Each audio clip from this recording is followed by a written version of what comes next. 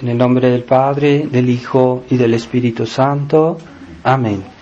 Ave María Purísima, sin pecado concebida. Estimados hermanos, estimados fieles, hemos escuchado esta parábola del grano de mostaza y también la parábola de la mujer que hizo esta masa con la levadura. Y estas dos parábolas hacen referencia al desenvolvimiento, al crecimiento de la Iglesia, pero hay que ver en qué condiciones y cómo nuestro Señor lo entiende, ¿verdad? Este crecimiento lo podemos observar, podemos ver el crecimiento de las cosas, de las criaturas vegetales, incluso de las personas, ¿verdad? Que de ser niños llegan a ser adultos. Es un crecimiento que es bueno porque es la perfección de la criatura, ¿verdad? Nosotros estamos destinados a crecer y a medida que una persona crece, pues es más fuerte, menos vulnerable, tiene más medios de vida. Entonces todos estamos llamados a crecer.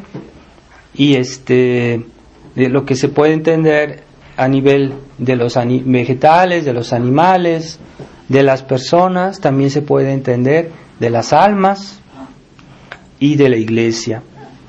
Así que las almas también deben de crecer, y es algo que es muy engañoso porque nosotros no vemos nuestra alma, no vemos el alma de los demás.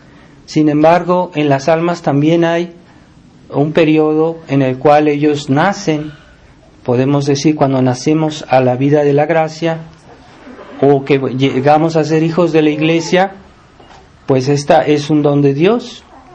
El don de la vida es un don de Dios, pero esta vida espiritual debe crecer, no debe ser así como siempre igual, ¿verdad? Nosotros nos quejamos o nos da pena, por ejemplo, una persona que no crece. Hay casos de personas que están enfermas, no pueden crecer, se quedan pequeños y nos da pena verlos, ¿verdad? Pero es porque es algo sensible, algo visible y nos damos muy bien cuenta, ¿verdad? Pero eso puede pasar a nivel de nuestras almas también. Si nosotros siempre somos iguales, no nos santificamos, no tratamos de mejorar nuestras virtudes, siempre tenemos los mismos defectos, no somos mejores cada día. No aprendemos a ser mejores, a ser pacientes, a ser más cristianos.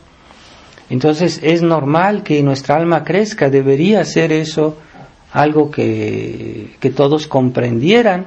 Sin embargo, muchos católicos no lo entienden y tienen esa mentalidad de decir: yo con tal que me salve, lo demás aprovecho de esta vida.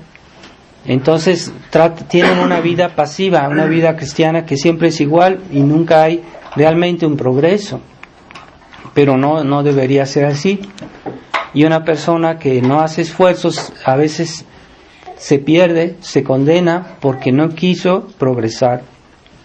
Entonces hay una máxima de la vida espiritual que dice al que no avanza retrocede.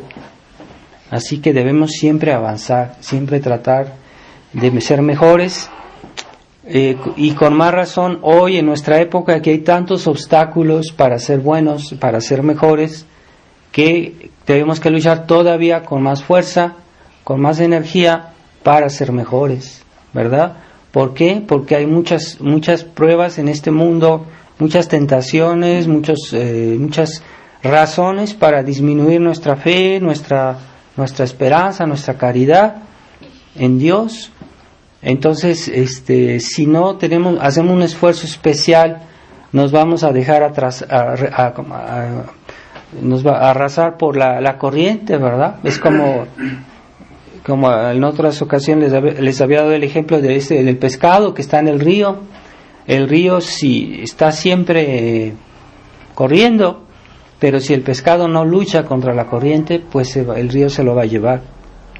Así es también en este mundo actual, que hay tantas tentaciones, tantos malos ejemplos, o incluso ese estado de apatía, de negligencia espiritual que mucha gente vive, que en el cual ni piensan en Dios, ni piensan en su alma, ni piensan en el cielo, si es que no creen, ¿verdad? Porque algunos creen, pero no, y unos ni siquiera creen. Entonces nosotros debemos ser más fuertes, tener más y tratar de ir con más fuerza, porque en un cierto espíritu de reparación, porque todo eso Dios lo ofende, es una cosa, una agresión contra Dios, todo lo que vemos. Entonces se necesita que aquellos que quedan, que quieren ser buenos cristianos y que creen en Dios, que aman a Dios, que esperan en Dios, que hagan un esfuerzo especial simplemente para consolar a nuestro Señor, para consolar a Nuestra Señora. Es necesario hacer un esfuerzo justamente porque los demás no son justos con Dios, no lo tratan bien. Entonces nosotros deberíamos ser como la consolación de Dios, y si no lo somos, pues qué más terrible que ver que algunos católicos de la tradición no se comportan bien o se comportan muy mal, puede pasar. Entonces se dice que en el infierno los que Dios castiga más severamente no son esas personas que nosotros decimos, no, pues esos no son católicos, esos nunca creyeron en nada. En el infierno se dice que los que Dios castiga más severamente no son esas personas que no eran católicas. Dios castiga más severamente a los que eran católicos. ¿Por qué? Porque teniendo más medios de ser buenos, no los aprovecharon. Y aquellas personas que siendo católicos van al infierno sufrirán más que aquellos que tal vez nunca recibieron nada, que no recibieron una educación cristiana, que no recibieron el bautismo, que no recibieron la fe. Entonces, aquellos pues en cierta manera tienen una excusa porque no sabían o porque no les ayudaron, pero aquellos que recibieron más, nuestro Señor dice, se les pedirá más. Así que hay que tener cuidado, no decir, yo soy católico, entonces yo estoy mejor, y a mí me va a ir mejor porque yo soy católico o soy tradicionalista.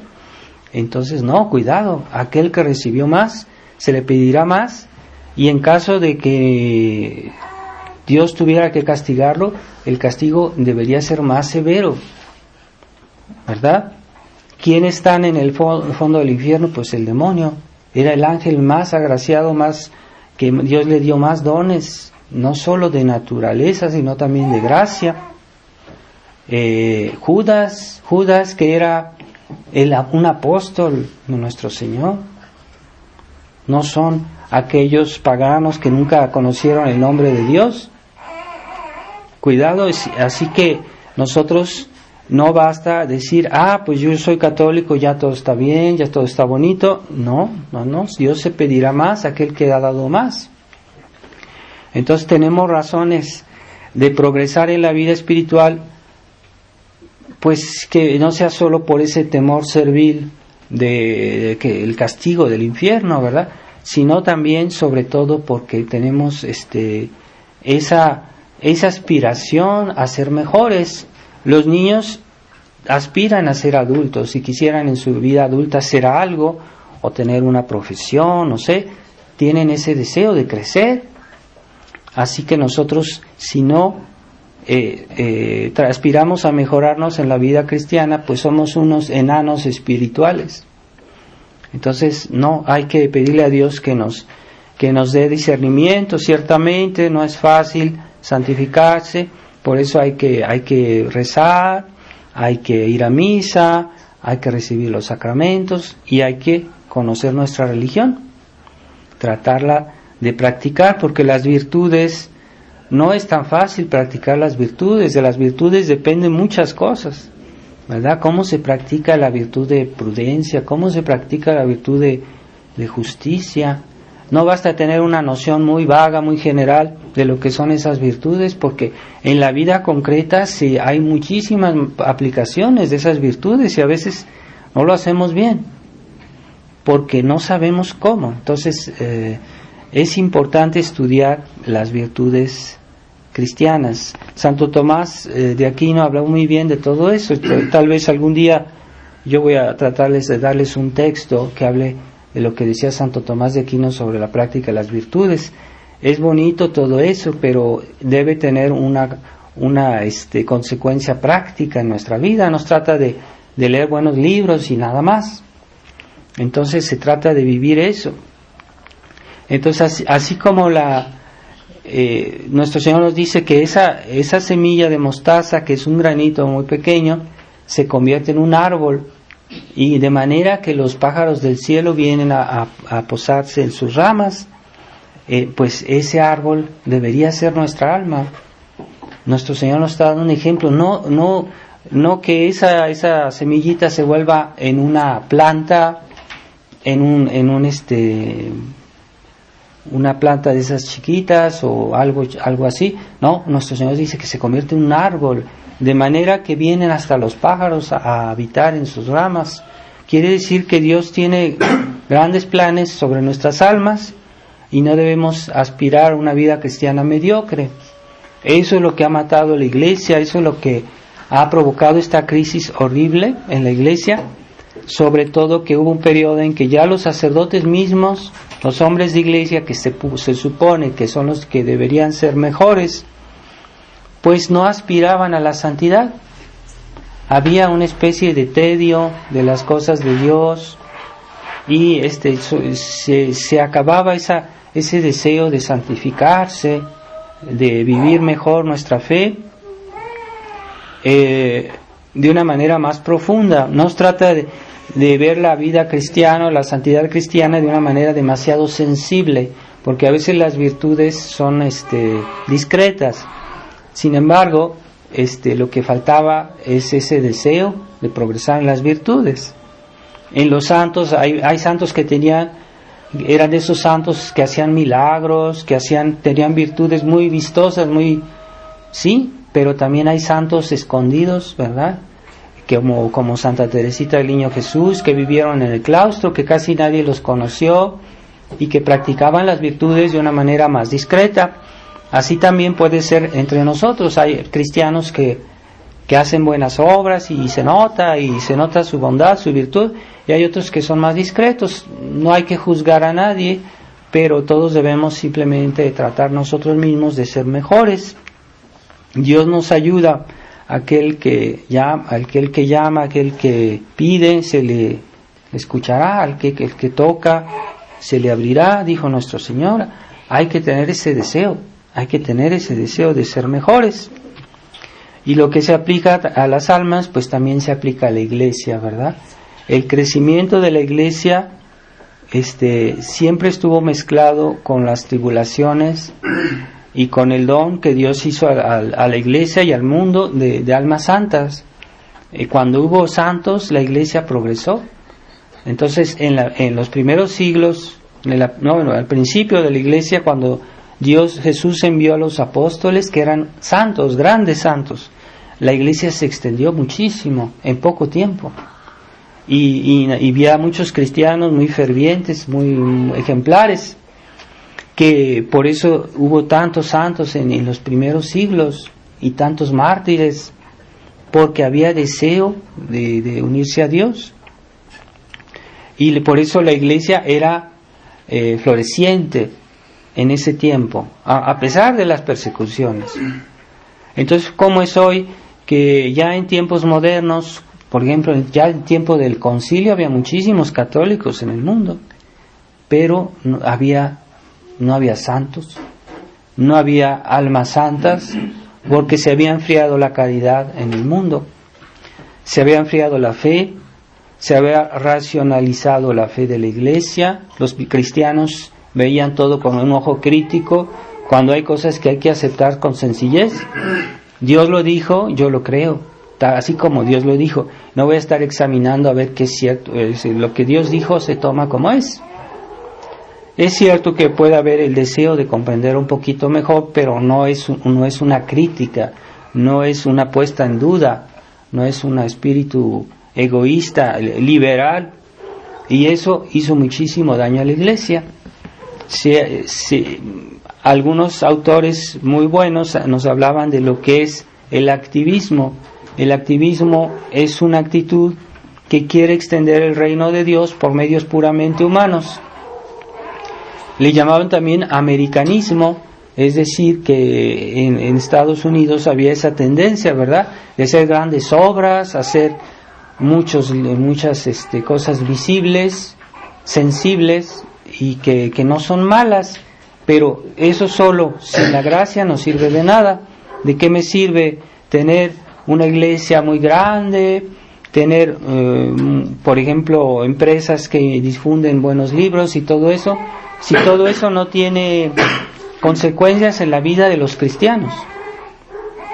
Hay épocas en que la iglesia ha sido pobre, que los cristianos han sido pobres, pero eran virtuosos, eran buenos cristianos.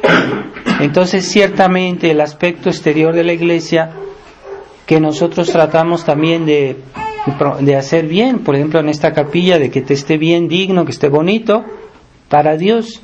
Pero lo más importante no es eso, es que nosotros asistamos a la misa con devoción, con amor a Dios, y que hagamos progresos en la virtud. Eso es lo que realmente edifica la iglesia, porque la iglesia son los miembros de la iglesia, todos los cristianos.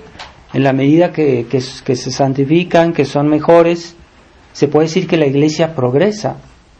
No es una cuestión de cosas sensibles, aunque sean necesarias, ¿verdad?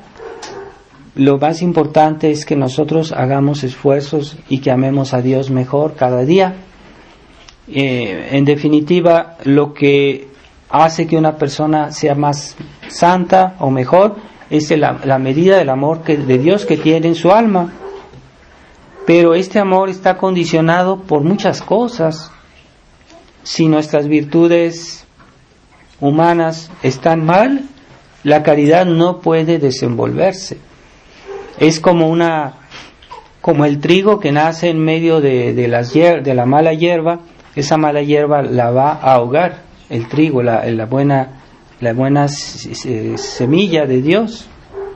Así que una persona que cree tener un gran amor de Dios, pero tiene muchos defectos, muchos vicios, esa caridad que Dios ha puesto en su alma se ahoga, se muere. Así que no basta tener esa caridad ficticia que hoy se habla mucho la iglesia moderna. Es una caridad sin virtudes, sin justicia, sin prudencia, sin templanza. ¿De qué sirve una caridad así? Porque se muere luego, porque está en medio de la mala hierba. Así que la iglesia, para progresar, se necesitan buenos cristianos. Y nosotros somos como las piedras, ¿verdad? Cuando vemos una iglesia, está hecha con muchas piedras. Bueno, ese es símbolo de la iglesia. La verdadera iglesia son los cristianos que están unidos entre ellos como las piedras que hacen un templo. Pues eso somos nosotros. Si no hay buenos cristianos, no se puede construir la iglesia. Se destruye, se degrada. Así que debemos tratar siempre de ser mejores, porque ahí está el futuro. El futuro de la iglesia está no solo en tener fe, como muchos tradicionalistas que dicen, sí, yo soy muy intransigente en las cuestiones de la fe. Sí, claro, sí lo son, mucho y demasiado, pero se olvidan que eso debe estar siempre en armonía. Todas las virtudes son armónicas. No hay oposición entre las virtudes. La caridad no está opuesta a la fe, no está opuesta a la caridad, ni la justicia está opuesta a la caridad tampoco, a la misericordia. Hay una armonía, pero la misericordia no va a suprimir la justicia tampoco. Está fundamentada en la justicia. Así que esa caridad del Papa Francisco, en la cual siempre se sacrifica los derechos de la fe o de la justicia, es una falsa caridad, una caridad impía, una caridad destructora. que no es realmente caridad, es un sentimiento humano, de cierta solidaridad humana que Dios detesta, porque es impío. Esa solidaridad humana, esa falsa caridad, no es de Dios, es una imitación, una máscara, es una falsedad que nos proponen como caridad cristiana. Así que no nos dejemos engañar por esa falsa máscara, esa máscara de caridad que está vacía, que no es caridad porque no está fundamentada en la fe, ni en la caridad, ni en la justicia cristiana, ni en las demás virtudes, ni siquiera en la prudencia, porque es muy imprudente fundamentar nuestra alma sobre algo que no existe. Es suma falta de caridad tratar de confirmar a las personas en un estado que está falseado, que no está fundamentado en la verdad. Eso no es tener caridad con el prójimo, que engañarlo y dejarlo en su error. Es una estafa, es una mentira.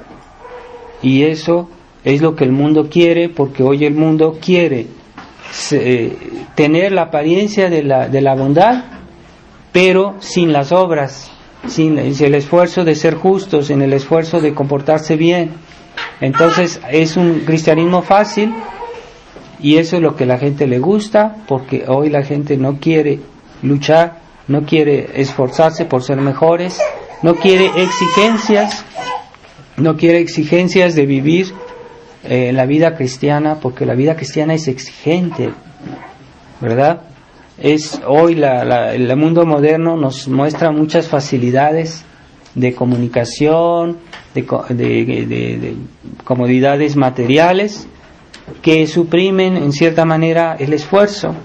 Entonces se puede volver una vida egoísta si no sabemos administrar eso como debe de ser. Ciertamente en otros tiempos las madres de familia, los padres de familia, pues tenían más trabajo, en el sentido de que no había máquinas, que no había medios, había ciertas faltas que eran duras para llevar, habría que lavar la ropa a la mano, etcétera. Pues las ventajas que hoy puede haber en ese sentido deberían permitir a los cristianos de tener más tiempo de rezar, más tiempo de leer, más tiempo tal vez de hacer buenas obras, y hoy lo que se ha hecho es, en lugar de hacer eso, es tiempo de diversión, tiempo de ver televisión, tiempo de ir a no sé dónde, diversiones dudosas. Yo no digo que toda diversión sea mal, hay diversiones que pueden ser sanas y que pueden ser correctas, pero hoy hay muchas diversiones malas que hay que evitar, no solo las francamente negativas, sino también aquellas que son mundanas, hay que llamarlas por su nombre, que son mundanas, que no son pecaminosas abiertamente, pero que son mundanas. Y eso se siente cuando hay una diversión que nos hace perder la presencia de Dios, que nos hace perder ese afecto a la vida de oración, a la vida cristiana. Hay que tener cuidado con ese tipo de diversiones que no son así abiertamente pecaminosas, pero que son mundanas. Películas, juegos, todo eso que no están que no pueden ser armónicos con nuestra fe y con nuestra vida cristiana. Así que tengamos cuidado con eso y pidámosle a Dios que la Iglesia progrese, pero la esencia de la vida cristiana no es el número de cristianos, es la intensidad de la caridad y de la fe. Eso es lo que edifica la Iglesia realmente, y no tanto el número, que hoy la gente como es activista, esa mentalidad activista que entró en la Iglesia desde el concilio, ya antes, ha hecho mucho daño, y incluso muchos tradicionalistas reflexionan de esa manera: somos muchos, tenemos la razón.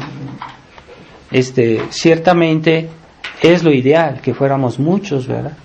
como fue en otro tiempo la iglesia numerosa, pero también está profetizado que habrá tiempos en que el número de los cristianos se reducirá de una manera notable.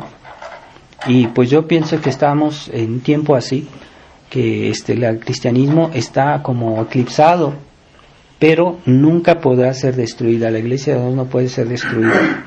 Así que no por el hecho de ser aceptados por el mundo vamos a hacer pactos con el mundo, con el Papa Francisco, que nos está haciendo tanto daño a la iglesia. Hay que estar lejos, como nos decía el apóstol, con esos ni el saludo, ¿verdad? No es un espíritu cismático, simplemente es un espíritu de protección que debemos tener todos de las malas compañías, incluso dentro de la iglesia. No porque alguien es católico, no porque alguien es el Papa, si nos está tratando de desviar de la fe, tomemos nuestra distancia, porque esa familiaridad con los que están contra Dios nos puede hacer daño. Leamos los textos del Evangelio, de la Biblia. Se aconseja positivamente alejarse de la gente que vive en el pecado, de la gente que vive en el error y de la gente que nos quiere atraer al error. Pidámosle a Nuestra Señora esta gracia, y recuerdo que estamos en el mes de noviembre. No olvidemos de rezar por los difuntos, para que nuestros difuntos, es un deber rezar por nuestros difuntos, y por todos los fieles difuntos recemos por esta intención. Ave María Purísima.